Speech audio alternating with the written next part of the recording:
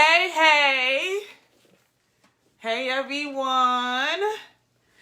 Happy Juneteenth. I forgot my cue card for my introduction.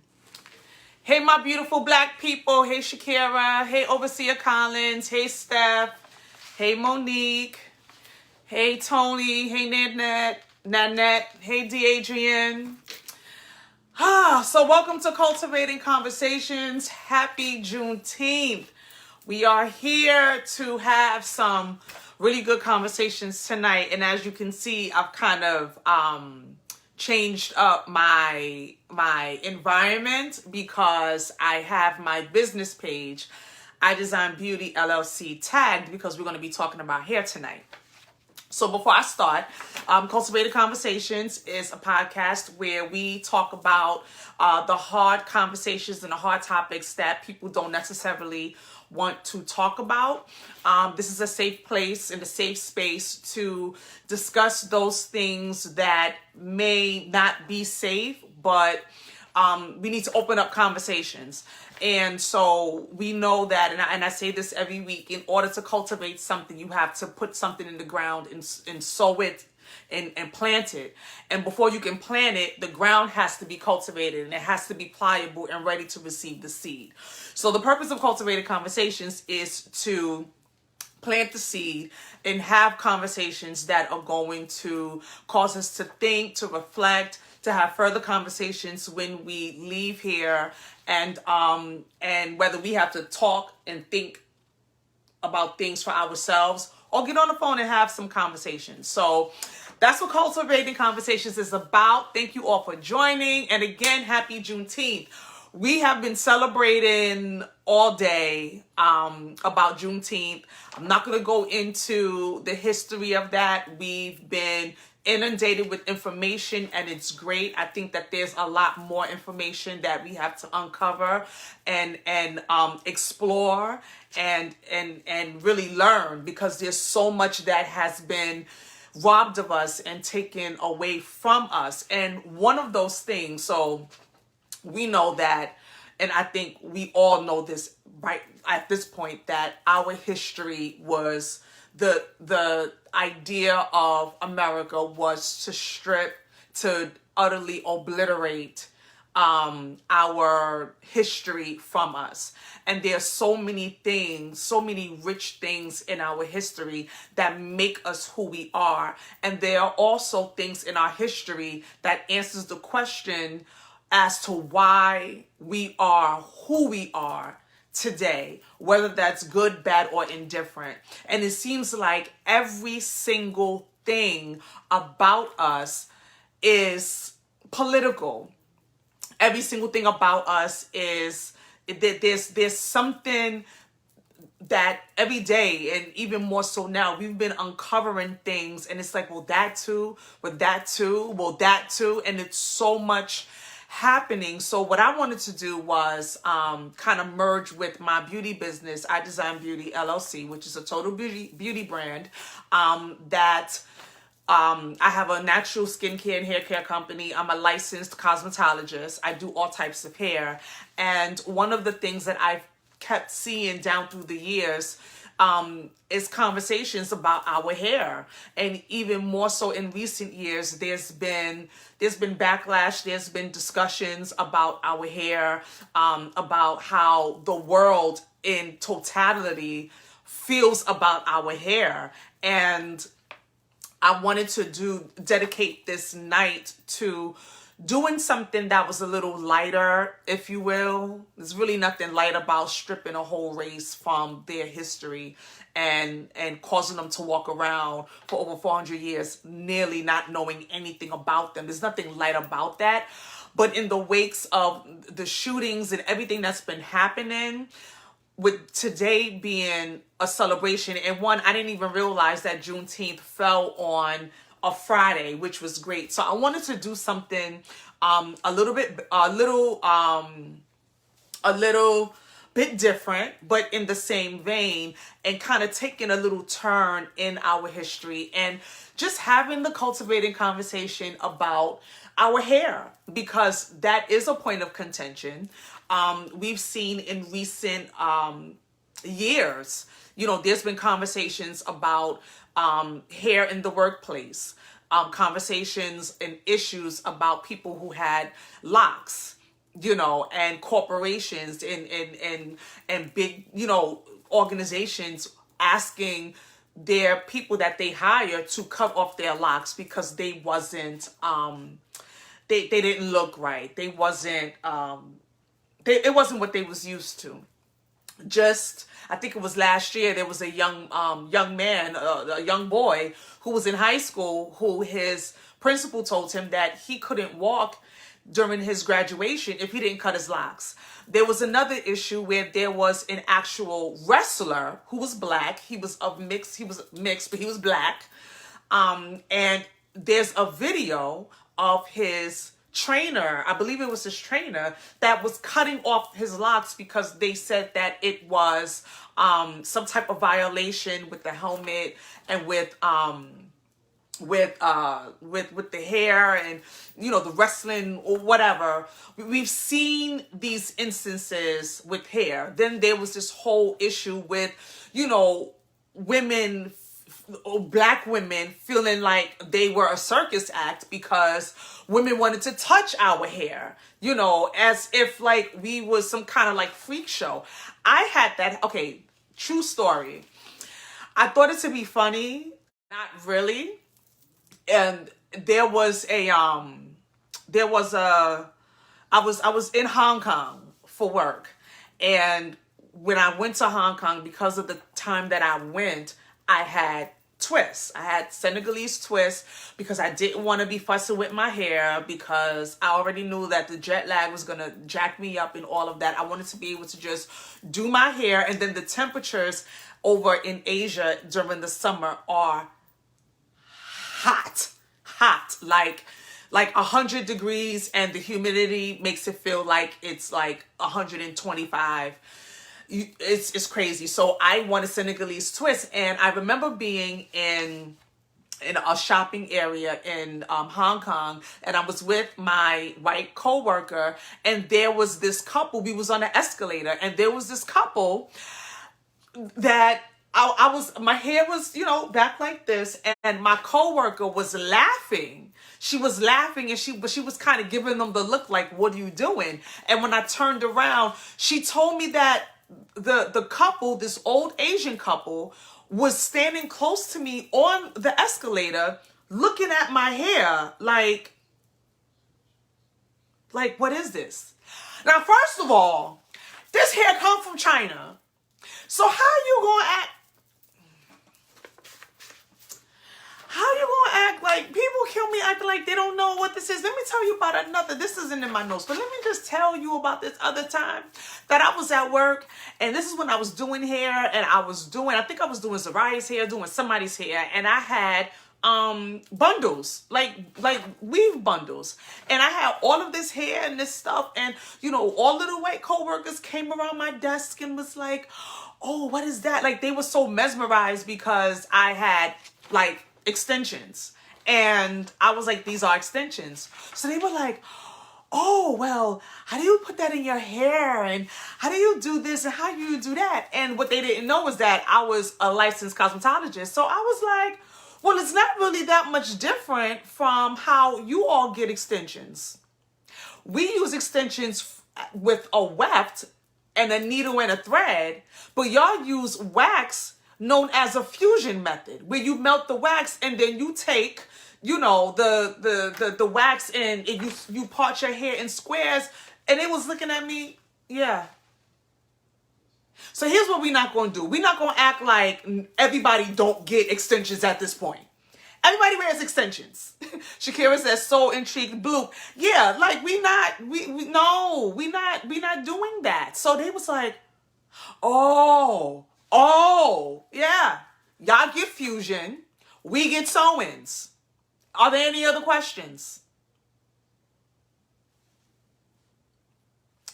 Anyway, so these are the conversations, and I'm sure I'm not the only one. I'm sure you all have had y'all situations with hair and with people. But the thing is, most of them, they're not being ignorant. It's just something that they really do not know. And why do they not know? Because America, the world, has tried to sweep our heritage and our culture and who we are under the rug and make it seem like if your hair is not bone straight, then whatever else you have is not kept up. It's not clean. It's not neat. It's not, if you Google unprofessional hair, our types of hair is going to come up. I think they're slowly removing it, but it's still there. And this piece of hair is getting on my nerves right here. Where's it at? Yeah, so those were my two instances with hair, and I have some other ones. I'll spare you of it because I don't want this to become a lashing out session. And that wasn't even in my notes. I wasn't even thinking about, hey Nikki, hey Ebony. I wasn't thinking about that.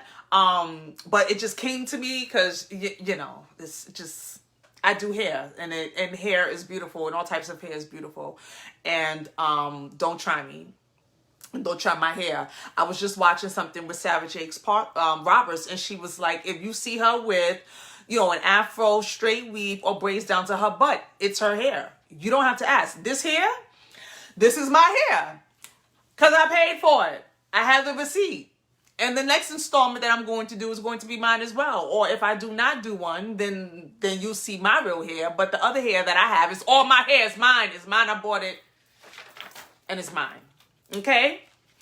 Hey Tamika, Tony Smith said Elizabeth had her experience. She was freaked out with this older lady, touched her hair and had box braids. We're not freak shows. We're not freak shows, but this is another facet of all of the other hundreds and thousands of layers that need to be peeled back concerning Black people. But this is just something that I wanted to talk about tonight because it's near and dear to me because I do hair. So, as I said in my post, I don't know if a lot of you saw my post, but initially I was just going to make this one episode for a celebration of Juneteenth. However, when I started getting the information and researching, Shakira Nicole said, I told a former student, I am not a pet, stop touching my hair. And you are my hair goals, Shakira. Let me just pause for the cause and say that your hair is absolutely gorgeous. So I can imagine how they was just trying to like pat and pull and dissect your hair. But anyway, so I was going to do it all in one stance and just doing this. Just do it in one stance, in one episode. But as I started to get information and research, there's so much information. And I think that it's an injustice to us. It's an injustice to me and to this podcast to just gloss over what has been ignored for so many years. So I want to be intentional about making sure that I get out as much information as possible. And again, this is not to try to shade anybody who wears their hair any type of way, because we know that we as Black women, we are versatile. We are versatile. Even if we never put a weave, glue, thread, needle in our head, our hair by itself is so versatile, especially, I must say this, especially in its natural state. Okay, especially in its natural state. It's very versatile. So there's no shade to any way somebody wears their hair, but I want us to be able to really think critically as to the why in which we wear our hair, the way that we wear our hair, and challenge ourselves. Challenge ourselves, because most of us, and give me a thumbs up if you agree, most of us grew up under the notion that our natural hair in its natural state is kinky and it's nappy, which I cannot stand that word. It's kinky. It's coarse. It's too hard to manage. We grew up. If you grew up hearing that, if you grew up thinking that, just give me a thumbs up or give me some likes and hearts and things. We grew up thinking that, right? When I was 14, I got my first relaxer and my mother took care of my hair, but it just seemed like such a chore. And because I saw what I saw with other people and people having this long straight hair, that's what I wanted. And okay, here's another story. Okay, this is the last story, I promise. So I was 14 years old, and I begged my mother. Hey, Big Les. I begged my mother to get a relaxer. I mean, I begged her. Like how our children, mommy, please, mommy, please, mommy, please, mommy, please. And she was like, all right, go ahead, do what you want. I don't care. She was done with me. She was done. Now, in my ignorance, I had just washed my hair that day. The same day that I begged my mother for a relaxer, I had just washed my hair that morning. Okay, so we have natural hair and we doing all of this and we blowing it out and all of this stuff. I just washed my hair. So I called this guy, and he was the guy of the neighborhood that knew how to do hair, but he wasn't licensed. Okay, hear me. He was not licensed. I went to him. I said, Steph. Oh my gosh. So I went to him and I said, no, I didn't get Jerry curls, overseer. Absolutely. I've never had a Jerry curl. That's a whole nother story. Never had a Jerry curl. I asked him for a relaxer. He didn't ask me any questions. He told me what relaxer to get. I went and got the relaxer. I'm like, my hair about to be straight. And he put that relaxer in my hair. He put the relaxer in my hair. And he left and said that he was going to get a blow dryer. I promise you, I don't know how long he was gone. But I can assure you, it felt like an hour. It felt like an hour. He was gone. And I wanted to die. I was crying. I was on the bed in my mother's room kicking. And Miss Minnie, God bless my mama's soul, my mother was so through with me. She was sitting at the table. I remember this day as if it was yesterday. She was sitting at the table doing her crossword puzzle. She never looked up. And she was like, I told you not to put that mess in your hair. I told you that's what you get. And she let me sit there and my scalp burned. Yes. Laugh at my pain. She sat there. This dude was gone for like an hour. When I tell you, when he washed my hair out, my hair was stuck to my face. These are not my notes. My hair was stuck to my face. I had psoriasis. So I had a patch about this long and this big in the back of my head by my nape that fell out. So I couldn't wear my hair in a ponytail for a year.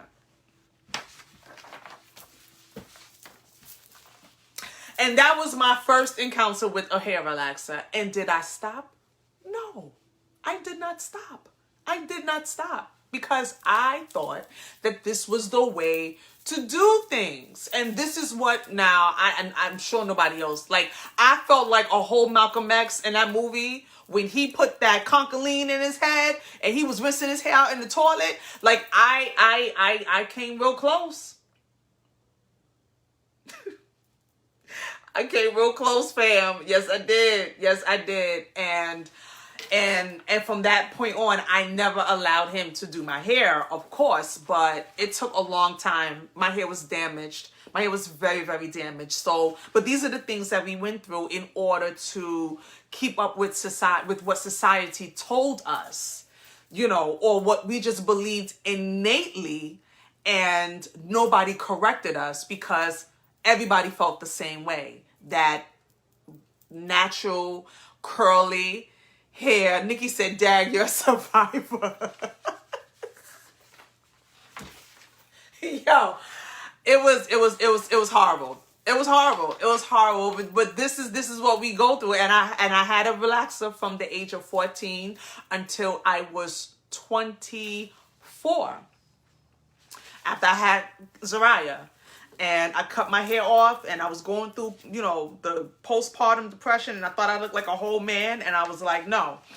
So I got a relaxer, and my hair was really tight because I didn't know about like shrinkage. We didn't know none of that. And this is when we was coming on the brink of the natural hair movement. So my afro was short, and then I got a relaxer, and my hair was down to my cheekbone. My jawbone. So then I was mad because I'm like, if I knew my hair was this long, so then it would be another 4 years before I cut my relaxer out completely after I had Kyra, my second daughter. So that's my hair history. And there you go. So anyway, yeah. So let me take a pause here, because this is Juneteenth and we've been talking about Black businesses. So I don't have any advertisement stuff. What I just did this first couple of, I don't know how many minutes, because I didn't waste the minutes, and I said I was going to be on here for not longer than an hour, but that was just up in me and it just came up out of me. So I don't have any cards for advertisements, but I've seen now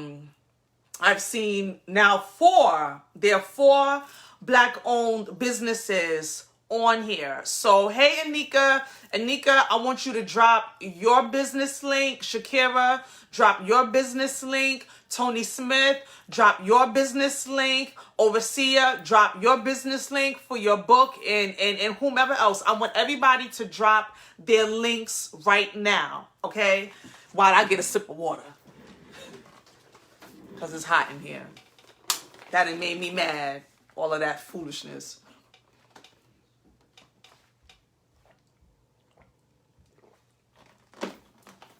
Okay. So tonight,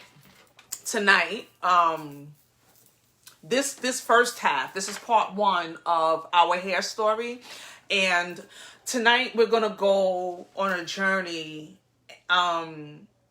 back past slavery. Right? We're going to touch on slavery, but we're going to go past slavery because the world wants us to think that our history, Black history, started at slavery when we came to America. And it didn't. It started way before we came to America, way before. So I pulled together some information. I'm still going to do some digging. And I think I said this last week, that when outside opens up again and we're able to travel, go to the African American National Museum in Washington, D.C., please, because I don't think there's one part of our culture that they have not touched, okay? There's not one part of culture, and they talk about hair and they have things on hair. But I was able to dig and find some things about our African heritage, okay? So our African hair history. So hair in Africa, okay, this is before we got onto the shores of America. Hair in Africa was a non-verbal language system, okay? Hair was used to indicate marital status, age, religion, identity, ethnic identity, geographic origin, wealth, and rank, okay? So hair in Africa was used to indicate a person's marital status, age, religion, ethnic identity, geographic origin, wealth, and rank. And particularly in West Africa, hair weaved with gold strands of yarn indicated royalty and a high status, okay? Each clan in Africa had its own unique hairstyle. So the hairstyles that you see today, and I'm going to get into some of them in a couple of minutes, they're not new. They're not new, okay? There were braided hairstyles and cornrow styles worn back in Africa, okay? The Kuramo people of Nigeria, they wore a shaved head with a single cluster of hair on the top, okay? The Wolof culture of Senegal, the young girls who were not of marrying age wore partially shaved heads. On the other hand, recent widows didn't do their hair as a signal of mourning, and so not to be attractive to other men because they were mourning the death of their husband. Hey, Mandy. Now, if a man was about to go to war, the man wore his hair in a certain braided style, and he commanded his wife to start keeping her hair unkept because she was about to be mourning because he was going to war. In essence, he was preparing to die. Okay? Hey, Darlene.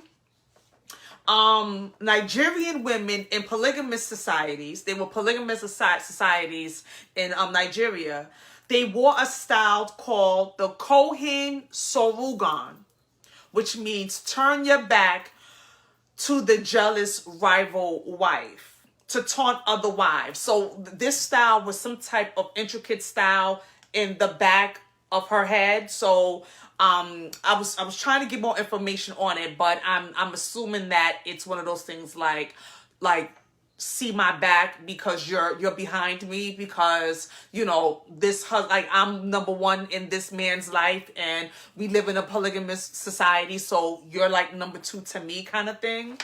That's what these women did in Nigeria.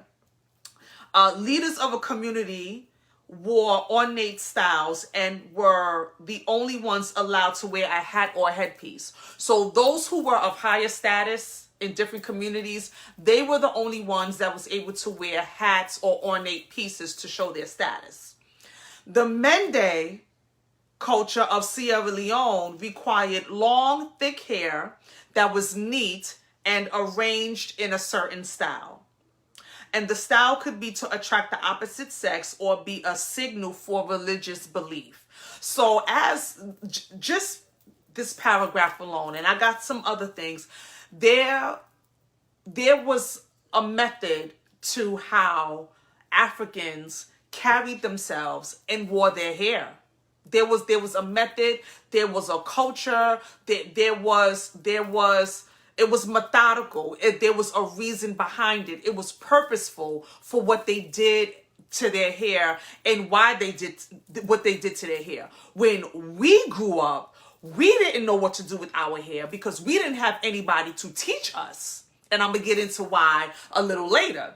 However, in African culture, they passed down these rituals and the manner of how to do hair. So they always knew what to do until they got to America, okay? So in African culture, hair had spiritual qualities. So since hair is the highest point of the body, like the top of the head is the highest point of the body, it was thought to be closest to God. So there was an indication that the hair had power and that the spirit, a person's spirit rested in their hair. Okay, so hair equaled pride, and kinky hair was seen as a blessing. Kinky hair was seen as a blessing. Okay. Africans had means to take care of their hair and style their hair. So Africans wasn't walking around with their hair ashy looking and coarse and looking crazy. They used palm oil. They used other herbs and things. They used tree bark. You know, I have something in my notes here about a ritual on how to go here. They used tree bark. They used the different types of dirts of the earth that were pure. They used this in their hair. So they had hairdressing and ways to manage their hair. Okay, so now we get into the styling of African hair. So Bantu knots. How many of us have worn Bantu knots? whether you have the little Bantu knot here, and then you had your hair out, or you had the whole Bantu knot. If you wore Bantu knot, give me some hearts and give me some thumbs up. So Bantu knots Bantu means people. The word means people among many African languages, and Bantu is used to categorize over 400 ethnic groups in Africa. Bantu means people, and it is used to categorize over 400 ethnic groups in Africa, okay? Bantu knots are also called Zulu knots because Zulu people of South Africa, which is a Bantu ethnic group, they created the style. Tony said we call them China bumps in Jamaica. Oh, okay. Nikki said educate us. Well, it originated with the Zulu tribe, and so they were called Zulu knots as well. Cornrows were given that name for their similarities to cornfields. Africans wore cornrows as a representation of agriculture, order, and a civilized way of life. So we know that cornrows, no matter what kind of style of cornrows you have, whether they're all the way back, whether they're zigzag, we know that they are orderly, they are succinct, they are neat. So it was when I was getting this information, I'm like, wow, all of this makes so much sense. Cornrows, they're similar to cornfields. So if you ever seen cornfields and you see how, or any type of field that grows crops, the lines are straight or they're zigzag. Let's see, Branch says, I use shea and coconut butter and coconut oil. Yes. So now this is where my mind was blown.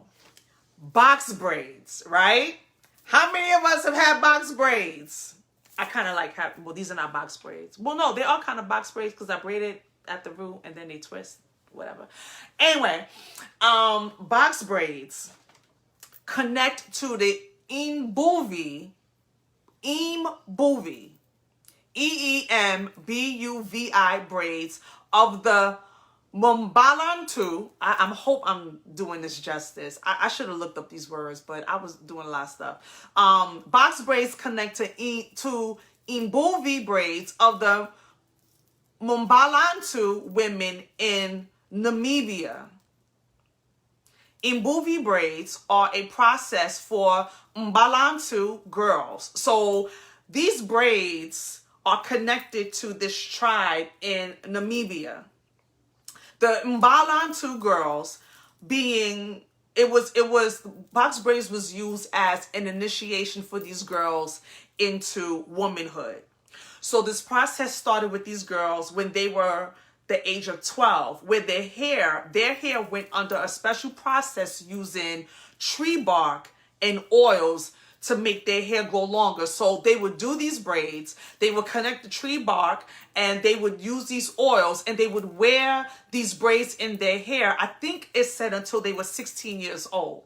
And then they would declare a woman. And then the braids would be taken out and they would be put back in. So if you Google Imbuvi, EEMBUVI, and Mbalantu women, MBALANTU, you will see these pictures of these women with these long braids. And I just found it so intriguing because now the style are these long box braids. How many of us even know?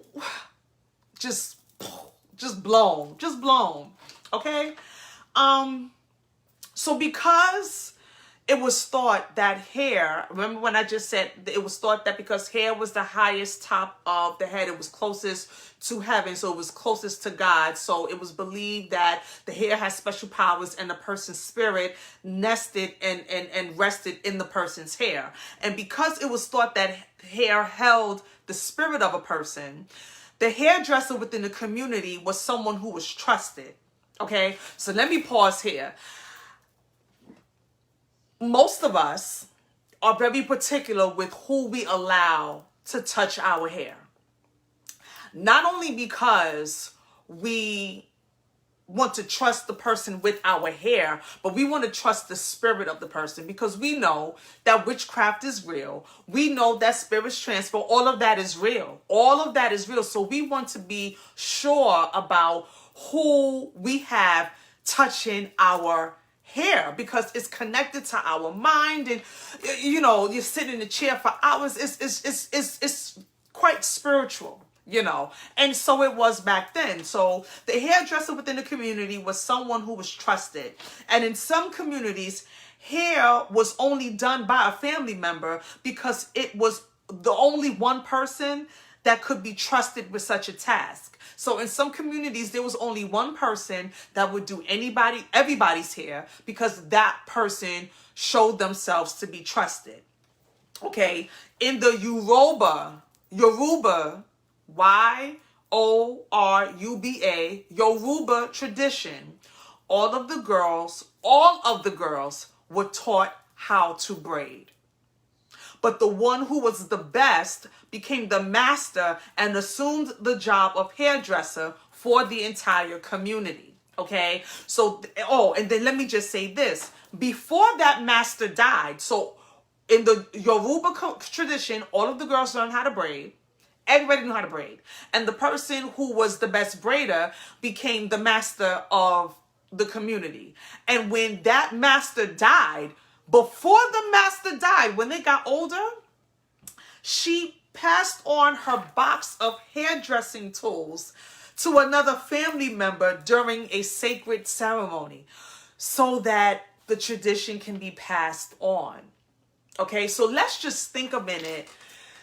Hair is so fleeting these days. I've had conversations with many of my friends, and I'm not trying to shade none of y'all who I've had these conversations with, who will be nameless, because some of them are on this live, and we'll see this live later, that do not know how to do hair. And they're like, oh, my child, like one of my friends, she had beautiful hair. Her mother she didn't know how to do hair. She got to college, and she had a Bernadine moment from waiting to exhale. She cut her hair, and it was a disaster, but it all worked out, and God worked it out for his good and his glory. But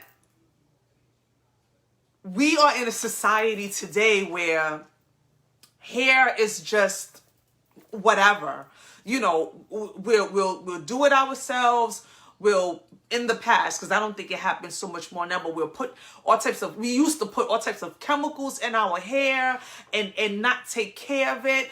And it's not any fault of ours, but this is why we're having this conversation now. But some of us are in our 30s, we're in our 40s, and we're just finding out this information now. Tony said this explains why Sonia is a super perfectionist. Yes, so I think quite a few of us on this live, we go to the same one. We are like a community. We go to this same one woman. Her name is Sonia. She works on 125th Street on the corner of 125th and Madison. That woman has been braiding my hair for at least 15 years. She does my daughter's hair. Nobody else braids my hair but Sonia. If I'm not doing my hair myself, if Kyra's not doing my hair, Sonia's doing my hair. If Sonia's not doing my hair, nobody's doing my hair. I'll do it myself. I'll wait. Her daughter does hair well too. Those are the only two people that I allow to do my hair and my children's hair. And Sonia does not allow, when you can be getting the tiniest tiny braids, she will sit there the entire time and do all of those braids herself. So whereas it's in some, African shops where you got 2 and 3 people working on your head because they want to, hurry up and, so that they can get like somebody else in the chair, not have you sitting there waiting for all of those hours. Sonia will sit there for I don't know how many hours, and she will do your hair herself. Okay. So and she's from Senegal. So yes, Tony, all of this is just making so much sense. So getting back to the point, when the master died, it was this whole ceremony where she would give to the next ranking one that would take over her hairdressing box and have this sacred ceremony. That's how much hair meant to African culture. So when we look at our hair and we look at our natural hair and we feel like it's just this hair that was supposed to be altered and manipulated and changed, and it never was. There was a whole, I think Leslie said, there was a whole system in practice before we got here. Okay? So as all of this is going on, and here we come with the Europeans.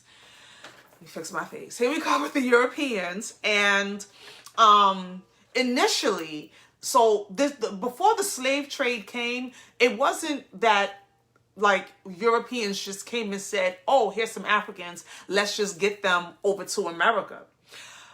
Europeans were trading with Africans for a little while. Because when they came over, as they was conquering and stealing and doing all this other stuff, when they came over to Africa, they saw how organized and how self-sufficient and self-reliant Africa was. We had agriculture, we was growing tobacco, and we was just we had all of the oils, all of the herbs. We made our own combs to do our hair. We were self-sufficient, and Europeans did not know nothing. I'm sorry, because the neck came. Europeans didn't know anything. So over in America, they was conquering all of these lands, and it became too much, and they didn't know how to deal with agriculture and doing all of those things. So they're looking at all of this stuff, and one day they decided, you know what, we're going to round these folk up. We're going to put them on this boat, which I'm not going to even go into the transatlantic slave trade, because it's just it makes my stomach churn. But they decided that they was going to do this, and this is how we ended over here in America. Okay, so Europeans initially traded with Africans and West Africans, as Africans were doing great in agriculture. Corn, peanuts, and tobacco, and indigo dyes were used to dye clothes. We was dyeing clothes. Let me find out jeans were in Africa, because indigo, okay, let me put on my fashion hat. Indigo is what's used to make your blue jeans. That is the dye that's used to make your blue jeans. So let me find out. I just had that epiphany. Anyway, Africans were very self-reliant and successful where they were. They were fine where they were. Tony said Africa is the wealthiest continent if we only knew our worth. And then and now. Yes, I'm trying to go over there. That's on my this on my bucket list. But anyway, Africans were very self-reliant and successful where they were. However, with Europeans stealing so much land, they needed help in maintaining the lands they sold. So at that point, the slave trade began. Okay? So the 4 tribes that I was able to research that came to America through the slave trade were the Wolof, who I mentioned, the Mende, the Mandingo, and Yoruba. Those are the tribes. Now, I read somewhere that I think there was over 11 million or so Africans who came over and were enslaved. Okay? These are the 4 tribes that I was able to grasp from research. There's probably more, okay? So now, when the slaves were detained by Europeans, now remember, we have our palm oil, we have our herbs, we have our combs, we have our intricate hairstyles, we have our bushes, we have our shaved heads, we have all of this culture and fashion and non-verbal language in our hair that was so intricate and beautiful and thick and lush. And the first thing that the Europeans did when they enslaved us, when they captured us, was shave our heads completely. Completely. All of this is gone. Okay? Yes, Mandingo is a tribe, Tony. I know what you're thinking. Mandingo is a tribe. So the first thing they did to slaves was shave off their head. Now, hair for Africans, it was our pride. It was their pride. It was the way of life. It was a language. And there were two reasons why Europeans shaved their heads. The first reason was to strip them of their identity, because if you shave somebody's head, you strip them of their identity. And then the second one was for sanitary reasons, because they stuffed them in these ships, and that's a whole nother story. So they shaved their heads for sanitary reasons, but it stripped them of their pride. It stripped them of their identity. It stripped them of their culture and who they were, okay? So now Africans are slaves. They're slaves. They're here in America. Their hair's growing back. They have no palm oil. They have no herbs. They have no combs. They have nothing to do their hair with. And we know that if you don't put some conditioner in your beautiful, tightly coiled and curled locks, and you just let that joint air dry, you may have some problems. You may have some problems. So imagine day after day in the hot sun, getting beat, getting whipped, not being able to care for your hair because they're out here slaving on these plantations for 12 and 14 and 18 hours. So because of the beatings, because of the torture, because of the mental anguish, their hair became tangled and matted. They became, because they couldn't comb it. They had no means to be able to do their hair. So because they didn't have combs, and this is where we start to see the resiliency of our people. Because there was agriculture and because there was farming, there was something called a carding tool that was used for sheep fleece to untangle their hair. So sheep fleece, they combed their hair to untangle it, and they used the carding tool. And I had to order one. I had to order one because most of you know hair and all things hair and beauty is so near and dear to me. And this is just absolutely fascinating.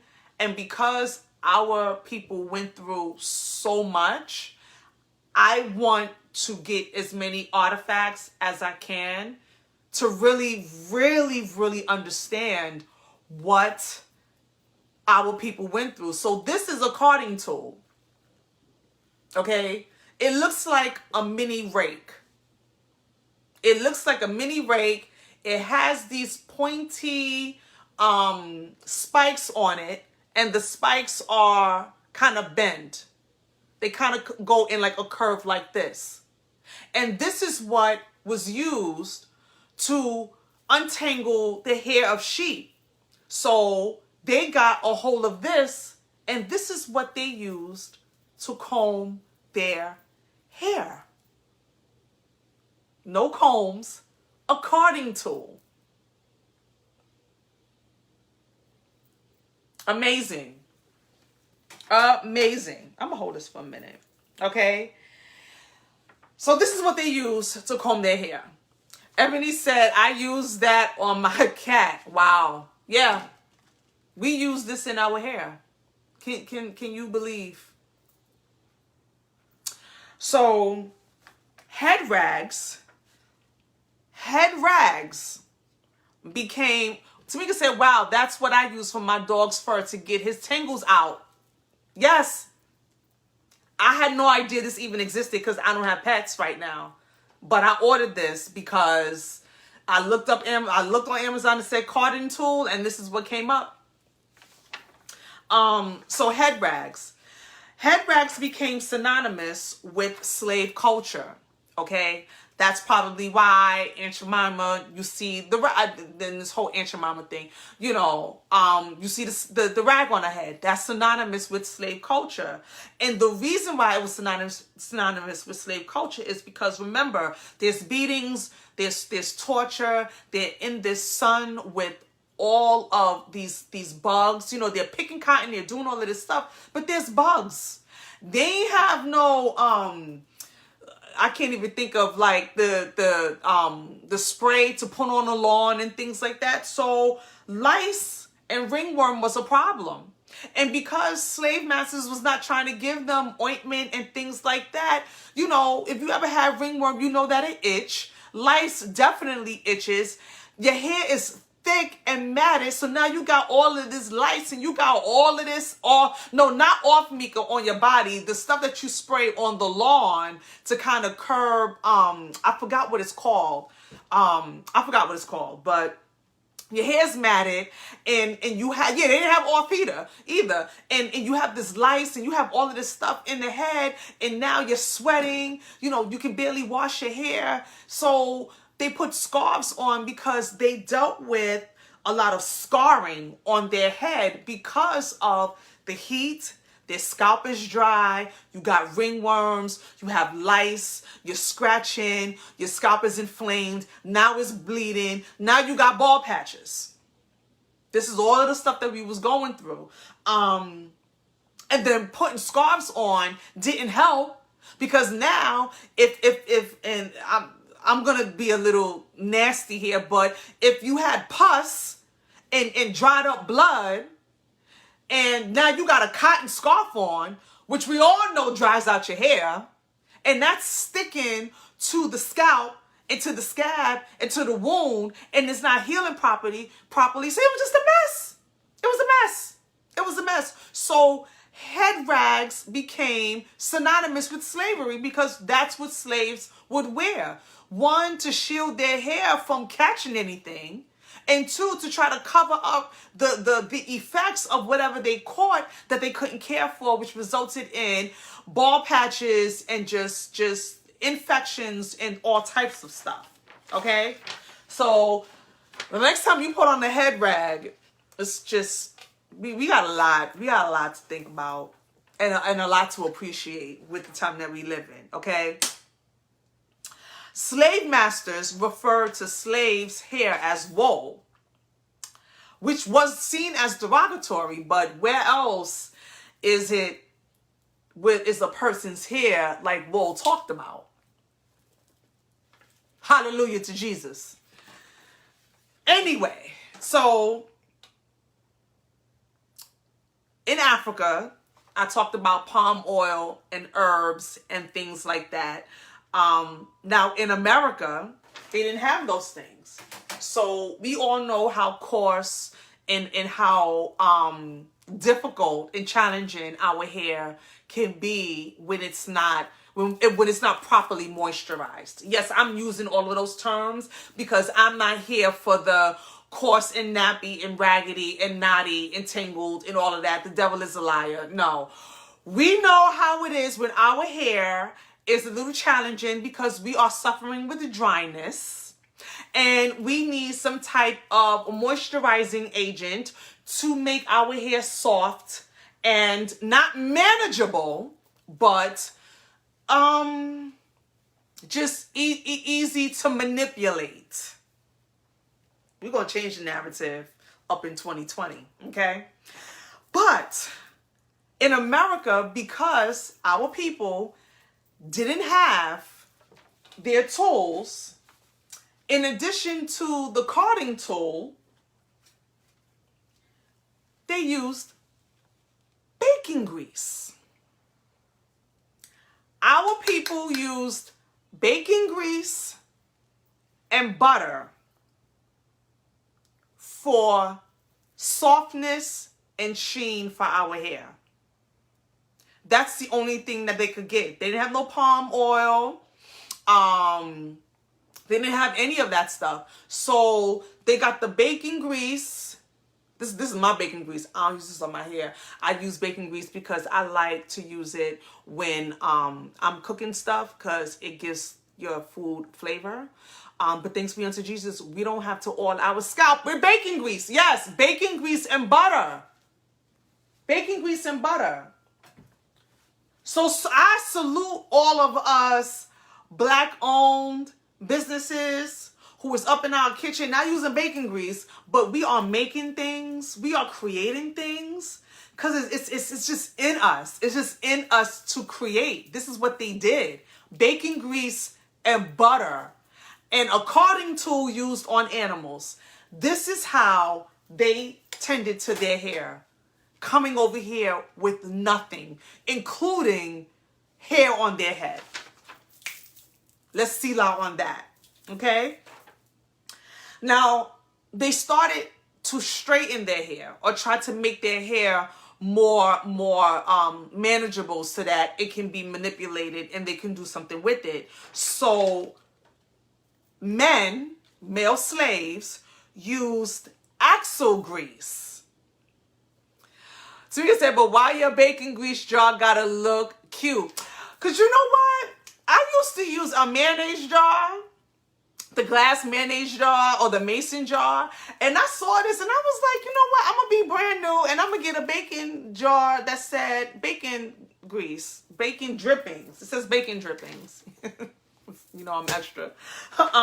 So to straighten hair, men used axle grease. Axle grease that was used on wagon wheels. So I believe axle grease helps to lubricate wagon wheels so that they can turn. They use that grease as hair dye and straightener. I have yet to find out how they used axle grease as hair dye. I gotta it's just so much information, but they use it as hair dye and straightener. Women used butter, bacon fat, and goose grease. Goose grease, because goose are greasy. They slathered it on their hair, and then they took a butter knife and heated it. I should have had a butter knife in here. They took a butter knife and heated it in a can over fire and used it as a curling iron. So they would take the bacon grease, or they would take the goose grease, or they would take the butter, they would take their hair and they would slather it on, okay? They would put a can, an empty can, on a fire, take a butter knife, put the butter knife in the can, and then take the butter knife and put it on the hair to make the hair straight. And the grease, of course, would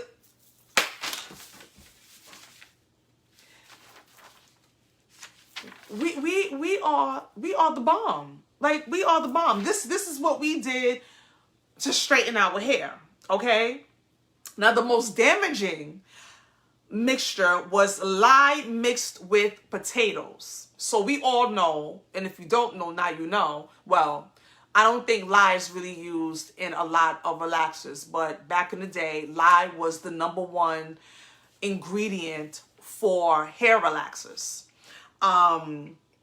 So they used to mix lye with potatoes because the potatoes would kind of cut down on the caustic or the acidic nature of the lye, and they will put that in their hair to straighten it. But the problem was it could be so acidic that it could either turn out really good and straighten your hair, or turn out really bad and burn your skin off altogether.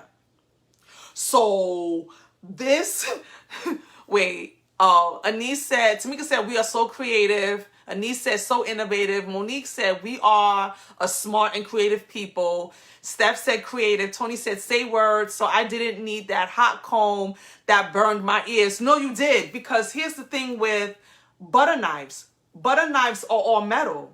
So when one part got hot, all of it got hot.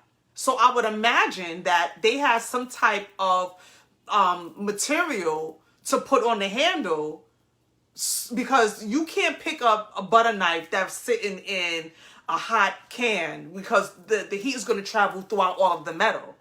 The hot comb had a wooden handle to prevent all of that. So we did kind of need the hot comb, but yeah, we didn't need the butter on our ears. How many of y'all had butter? Okay. I'm getting off topic.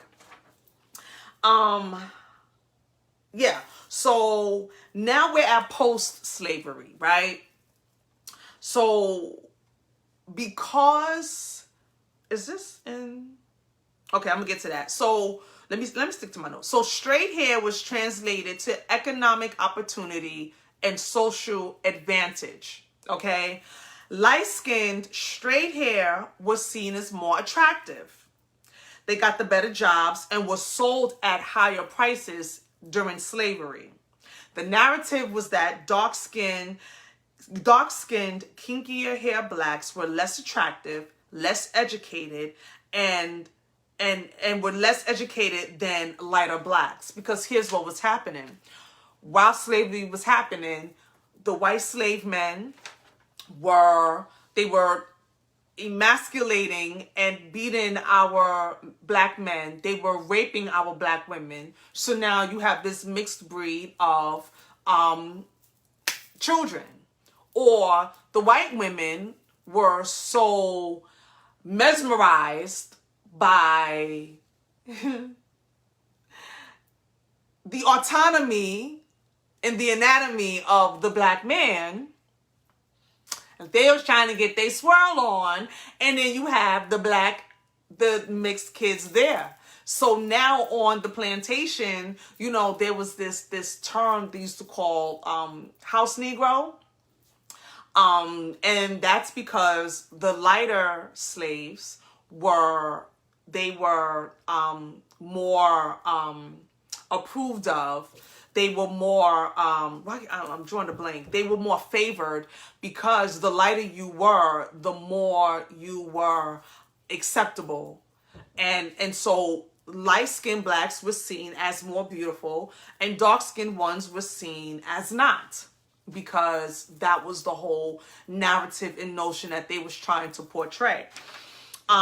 So because of that, post-slavery, now where you had the white people against black people with the enslavement and with the prejudice and the biases, now it turned, Tony said Mandingo. Now it turned to ourselves. So now we are fighting against ourselves because, you know, light versus dark, good hair versus not bad hair. Because those who are a mixed race, you know, you can't take away a black person's features, but the hair was a bit tricky depending on the DNA. So if you were lighter skinned, more than likely you had, you know, the wavier, straighter hair. And yes, that's where colorism came in. Leslie said post-slavery, one could argue that's debatable. Michelle Alexander's the new Jim Crow. Yeah, you're absolutely right, Leslie. And I'm saying post-slavery for all intensive purposes, with us being kind of free-ish, which is what we say, because we wasn't really free, because there was Jim Crow, there was the Black Code, there was so much. But after, you know, we were kind of free, this colorism came about. So we had the light versus dark, the good hair versus bad hair. And conversations came up about that because whites preferred light-skinned blacks over dark-skinned. So now we're going into like the late 1800s, after the Emancipation Proclamation, and we're going into the 1900s, and now we have the colorism within ourselves. So there was something called the comb test. The comb test. And this was in churches, believe it or not. So the comb test, this is how the comb test went. There was a comb, which, number one, I'm like, that's kind of like not sanitary, but okay. They had a comb at the front door of the churches. And if that comb could go straight through a person's hair, they were allowed in church. If it could not, they were not. I'm not sure about the denomination. I'm assuming this is Christianity. It just said church. But the whole point is that we're starting to see now colorism happen not only on the plantation, but it has gone into the institutions, because now, you know, slavery is like I hate to say it like this, but like a dog eat dog. You know, who wants to be out there like in the fields? I can now be in the home with my master, with the nice, you know, maid uniform, in the cool, I'm at a higher rank. So now that has translated to after slavery was abolished. So now we have the colorism amongst ourselves. The other color test is called the brown paper bag test. And it was used to measure the shade of lightness on someone's skin. I didn't even know that. I heard it, but I didn't realize that this was really a thing. And then in the early 1900s, there was a phenomenon known as passing, which I just learned that this year, like 2 weeks ago, what passing meant. Where a black person was light enough to pass for white in society. And at this point in the 1900s, it said that 80% of students at black colleges were light-skinned and of mixed race. And it is also said that 2 sororities and fraternities created a color tax. They created a color tax where men would have to pay a tax to get into certain parties depending on how dark their date was. Okay? So this is where we start to see the narrative that we were enslaved into, that was ingrained into the fabric of who we was, because we lost everything when we left, when our ancestors left Africa, and we came here with nothing. And I believe that it was one of those things that's like survival of the fittest. I need to do better. I need to get better. So what do I need to do in order to be better? Okay, do I need to conform? Do I need to straighten my hair? And then those that were of mixed breed and lighter skin, they had a little bit easier. Some of them, depending on the DNA, they could completely pass. There's some people in history that have passed for white and they're actually black. And we're just finding out now that they were black, but they looked white and they identified with white. Either they identified with white or history told us that they were white because they didn't want us to believe that they were black, because they didn't want us to see that there were actually people in our heritage, in our history, that made history, that did things. Everyone wasn't, crackhead this, slave mentality shooting up, all of the stuff that society tries to tell us that we are. There are things that are being uncovered, okay? So tonight was part 1 of our hair story. I told you, it's a lot of information. I didn't even get into the Madam C.J. Walkers and the other women that were before her that were hairdressers, and how we got into the I'm Black and I'm Proud movement, and the afros and lustre silk and the hot comb and all of this stuff. So we're going to talk about that next week. Next week is going to be part 2. We're going to go from the mid-1900s up until now.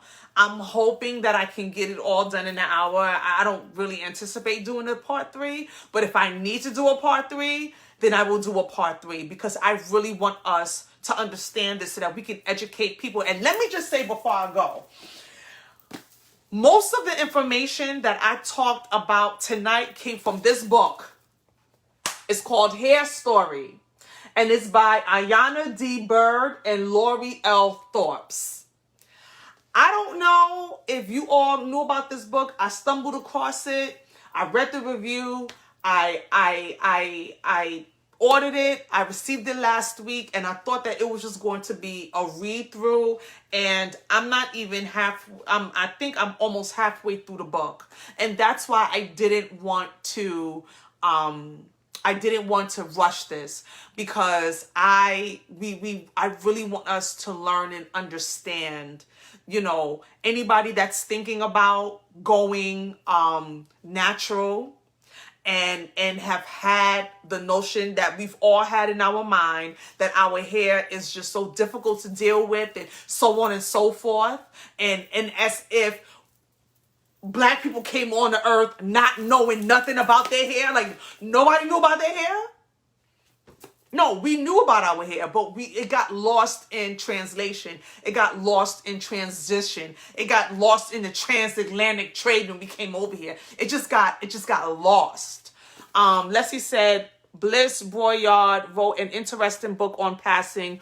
Her father, Anatole Boyard, was a black man who worked for the New York Times and passed. Wow. Wow. There's a lot of information out there. Everybody, and this is not, I haven't spoken to these people, these young ladies, these women. I wanted to do, and maybe I'll try to do some type of interview with them. I'm trying to work on my whole interview piece. I don't want to come on here every week and y'all just hearing my mouth run all the time. I want to do interviews and things, but the way all of my technology is set up, I'm trying to get all of that together. I really do want to talk to them because this book has so much information. So that's why I felt like it was needed for us to be able to grasp and take in our heritage pre-slavery, because that's not something that is talked about. And I wanted to be very, very mindful about taking the time out and taking a whole segment out and talking about pre-slavery and all of the intricacies about how we dealt with our hair. And hair is just one facet of slavery, right? We've heard about, the dogs. We've heard about those that jumped the slave ship on the transatlantic trade to drown themselves so that they wouldn't become slaves. It's so much. Hair is just a small part, but to me, it's a large part because it is our crown and we are queens and we don't even understand the crown that we possess on our heads. So for anybody that is considering going natural, I hope that this will give you insight and that this will give you fuel to embrace and welcome not going back to natural or not going natural, but really going back to who we've always been.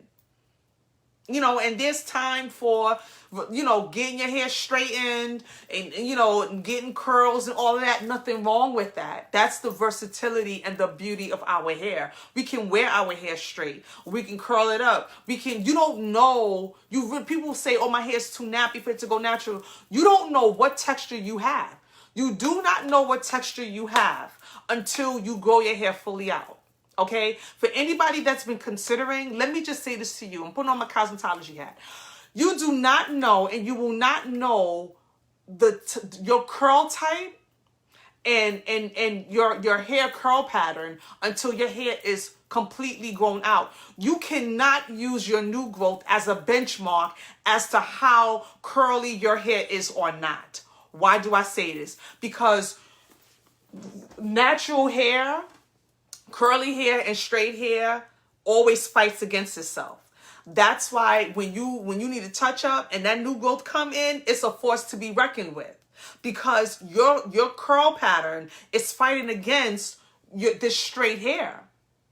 So you can't have 3 inches of new growth and say my hair is just too much, because anytime you compare it to these straight, straggly, straight strands, it's always going to seem like it's unmanageable or too thick to deal with compared to something that's so straight.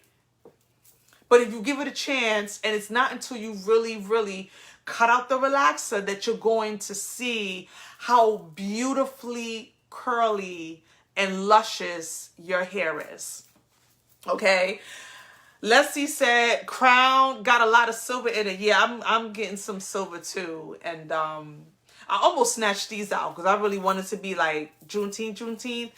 But it took me like 7 hours to do these joints. And I don't feel like I've had them in for a while. So Juneteenth is every day because we've been free-ish every day. And they said that we can, well, I don't care who said it, but we're going to be celebrating for the whole year. So I'll eventually take these out. But this took too much time for me to be snatching out. I'm hot. So anyway, this is part 1. I hope you enjoyed it. If there's any questions that you have, I will drop the link of this book, HAIRstory, which is great. Really, really great. Those of you who have your carding tool, take a look at it. And yeah, get this book. This book is a great read. It has so much information in it. It's good for your children.